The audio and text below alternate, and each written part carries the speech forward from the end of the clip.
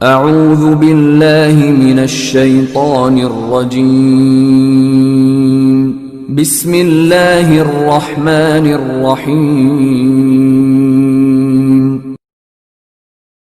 نحمده ونصلی علی رسولہ الکریم اما بعد اعوذ باللہ من الشیطان الرجیم بسم اللہ الرحمن الرحیم۔ محترم سامعین کرام، السلام علیکم ورحمۃ اللہ وبرکاتہ۔ امید کرتا ہوں کہ آپ تمام حضرات اللہ کی رحمت اور فضل و کرم سے خیر و عافیت سے ہوں گے۔ آج کا جو وظیفہ اور عمل ہے، جیسا کہ آپ نے ٹائٹل میں ملاحظہ کیا ہے، یہ کوئی معمولی عمل نہیں ہے، بلکہ یہ عمل میں نے اس سے پہلے کبھی کسی اور کو یا اپنے چینل پر نہیں بتایا۔ یہ پہلی مرتبہ میں چینل پر بتانے جا رہا ہوں۔ یہ وظیفہ جو ہے آپ نے پورے یقین کے ساتھ کرنا ہے، بغیر کسی شک و شبہ کے، کیونکہ بہت سے لوگ وظائف کو آزمانے کے لیے کرتے ہیں، یقین کی نیت سے نہیں کرتے کہ چلو اس کو بھی کر لیتے ہیں، اس کو بھی آزما لیتے ہیں کہ پتہ نہیں ہمارا کام ہوتا ہے یا نہیں، تو وہ کام جو ہے ہوتا ہی نہیں۔ اس لیے میں نے شروع میں ہی بتلا دیا کہ اگر آپ کے دل میں شک ہوا کہ یہ کام ہوگا یہ نہیں ہوگا، تو پھر وہ کام واقعی میں نہیں ہوگا۔ جس شخص نے مکمل ایمان، یقین اور بھروسے کے ساتھ یہ عمل کیا، یہ جو الفاظ میں بولتا ہوں اس کی بھی خاص وجہ ہوتی ہے۔ یہ میرا کوئی تکیہ کلام نہیں۔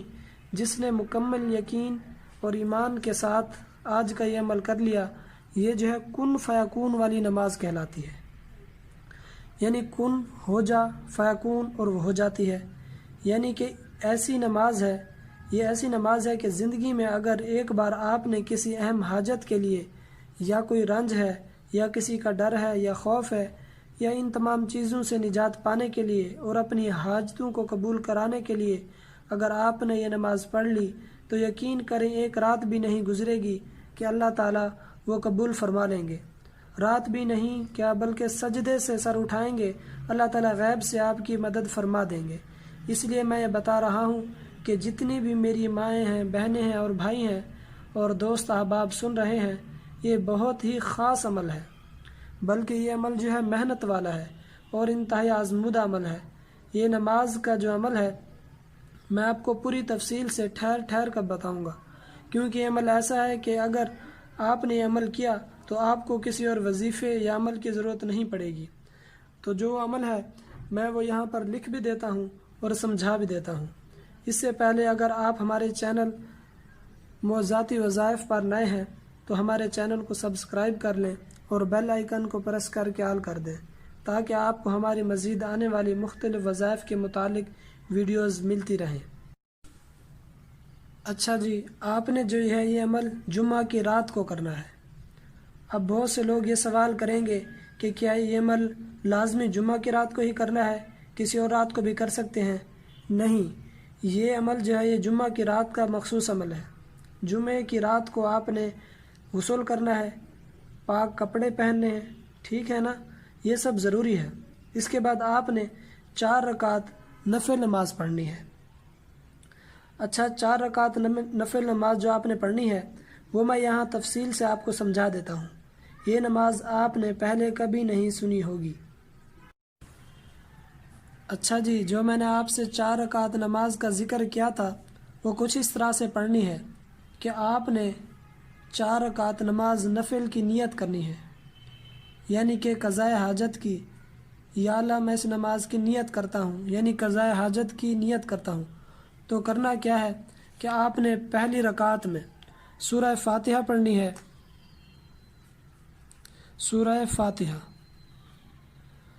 اور اس کے بعد جو ہے کوئی اور صورت نہیں پڑھنی، بلکہ یہ آیت جو میں نے یہاں پر لکھی ہے آپ نے یہ پڑھنی ہے، وَأُفَوِّضُ أَمْرِي إِلَى اللَّهِ، وَأُفَوِّضُ أَمْرِي إِلَى اللَّهِ۔ یہ آیت جو ہے آپ نے 100 مرتبہ پڑھنی ہے، آپ نے یہ آیت 100 مرتبہ پڑھنی ہے۔ جب آپ ہاتھ باندھے ہوں تو آپ یہ انگلیوں پر بھی اس طرح سے گن سکتے ہیں، لیکن یہ اشارے جو ہیں واضح نہ ہوں، آپ اس کو اپنے ذہن میں لانے کی کوشش کریں تو زیادہ بہتر ہے۔ اب پہلی رکعت ہو گئی، اس کے بعد جو دوسری رکعت ہے اس میں آپ نے سورہ فاتحہ پڑھنی ہے، یعنی کہ آپ نے سورہ فاتحہ پڑھنی ہے، اس کے بعد جو ہے آپ نے یہ آیت الا الی اللہ تصیر الامور، الا الی اللہ تصیر الامور، یہ آیت بھی آپ نے 100 مرتبہ پڑھنی ہے۔ کتنی مرتبہ؟ 100 مرتبہ۔ اس کے بعد جو ہے تیسری رکعت میں آپ نے ویسے ہی سورۃ فاتحہ کے بعد، یعنی سورہ فاتحہ کے بعد یہ جو آیت میں نے یہاں پر لکھی ہے، نصر من اللہ و فتح قریب، نصر من اللہ و فتح قریب، یہ آیت بھی آپ نے 100 مرتبہ پڑھنی ہے۔ اس کے بعد چوتھی رکعت میں آپ نے سورہ فاتحہ کے بعد یہ آیت انا فتحنا لک فتحا مبینا، انا فتحنا لک فتحا مبینا، یہ آیت بھی آپ نے 100 مرتبہ پڑھنی ہے۔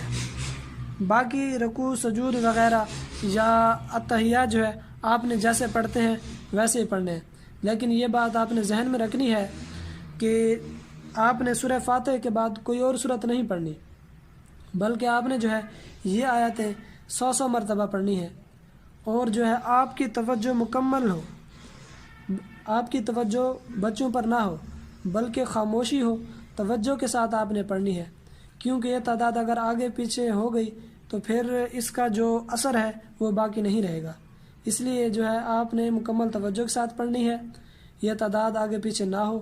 بہت سے لوگ یہ بھی کہیں گے، بلکہ کمنٹس میں پوچھتے ہیں کہ ہم سے آگے پیچھے ہو گئے اب کیا کریں، تو اس لیے میں نے آپ کو پہلے ہی تاکید کی ہے کہ آپ نے جو ہے تعداد کی مکمل احتیاط کرنی ہے، اس میں جو ہے کمی پیشی نہ ہو۔ اس کے بعد آپ نے جب آپ یہ 4 رکعتیں پڑھ لیں تو اس کے بعد آپ نے سلام پھیر دینا ہے۔ اس کے آگے ایک اور عمل ہے، میں وہ عمل آپ کو بتاؤں گا، اسی لیے جو ہے میں نے آپ کو بتایا تھا کہ یہ عمل جو ہے بڑا ہی زبردست اور مجرب ہے، اس لیے اس میں تھوڑی محنت بھی لگے گی۔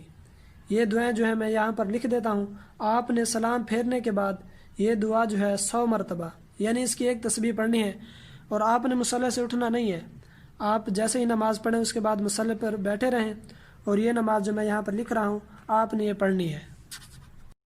یہ دعائیں جو ہیں آپ نے پڑھنی ہے نماز کے بعد، وہ میں نے یہاں پر لکھ دی ہیں۔ غفرانک ربنا و الیک المصیر، اس کی ایک تسبیح آپ نے پڑھنی ہے۔ اس دوران آپ نے کسی سے گفتگو نہیں کرنی یا باتیں نہیں کرنی، بلکہ آپ نے یہ مصلی پر بیٹھے بیٹھے ہی پڑھنا ہے۔ اس کے بعد آپ نے سجدے میں جا کر آپ نے دعا والے ہاتھ جو ہے، یعنی جس طرح آپ ہاتھ اٹھاتے ہیں دعا کے لیے، اس طرح آپ نے دعا، یعنی جو ہاتھوں کی پشت ہے وہ نیچے زمین پر ہو اور آپ سجدے میں ہو، آپ نے جو ہے یہ دعا پڑھنی ہے، استغفر اللہ واتوب الیہ، استغفر اللہ واتوب الیہ، یعنی جس طرح ہاتھ دعا کے لیے اٹھائے جاتے ہیں آپ نے یہ تسبیح جو ہے 200 مرتبہ پڑھنی ہے۔ آپ اس کو انگلیوں پر بھی اس طرح گن سکتے ہیں، لیکن یہ واضح رہے کہ آپ نے جو ہے صرف اشارے کرنے ہیں، زیادہ اس میں جو ہے وہ نہ ہو، اور آپ نے اسے پوری توجہ اور انہماک کے ساتھ پڑھنا ہے۔ یہ کرنے کے بعد آپ نے سجدے سے سر اٹھانا ہے۔ اس دعا کا یہ رزلٹ ہوگا کہ انشاءاللہ آپ نے ابھی سجدے سے سر نہیں اٹھایا ہوگا، اللہ تعالیٰ آپ کی حاجتوں کو پورا فرما دیں گے۔ یہ انتہائی مجرب نماز ہے جو میں نے آپ تمام لوگوں کے ساتھ پہلی مرتبہ شیئر کی ہے۔ یہ عمل میں نے آپ کو بڑی تفصیل اور وضاحت سے سمجھایا ہے۔ میں نے کوشش کی ہے کہ اس کے متعلق کوئی بھی سوال آپ کے ذہنوں میں نہ رہے۔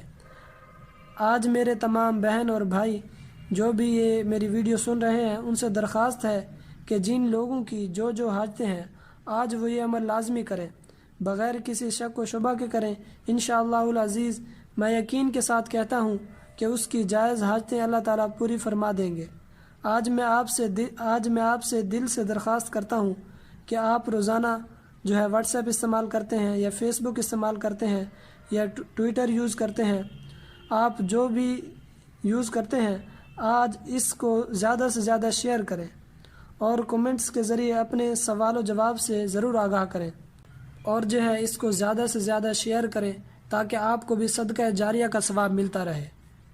اور اس کے علاوہ آپ لوگ جو ہمیں دعائیں دیتے ہیں، یقین جانے میں سپیچ لیس ہو جاتا ہوں، کہ آپ لوگ کس طرح ہمیں دعائیں دیتے ہیں، اور میں ہمیشہ سے کوشش کرتا ہوں کہ اس طرح آپ کے لیے اخلاص نیت سے اچھے اعمال بتانے کی کوشش کروں، تاکہ آپ تمام لوگ جعلی عملوں کے پاس جانے کی ضرورت محسوس نہ کریں، بلکہ وظائف سے ہی کام ہو جائے۔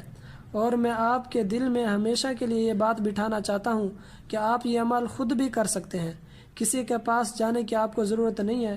تو امید کرتا ہوں کہ آج میں نے جو اتنی تفصیل سے ویڈیو بنائی ہے آپ نے پوری سنی ہوگی اور دیکھی ہوگی، اور یقیناً آپ کو پسند آئی ہوگی۔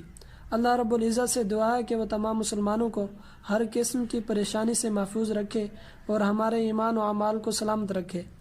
آپ بھی اپنی دعاؤں میں مجھے یاد رکھیے گا۔ اللہ تعالیٰ آپ کا حامی و ناصر ہو۔ آخر دعوانا ان الحمد للہ رب العالمین۔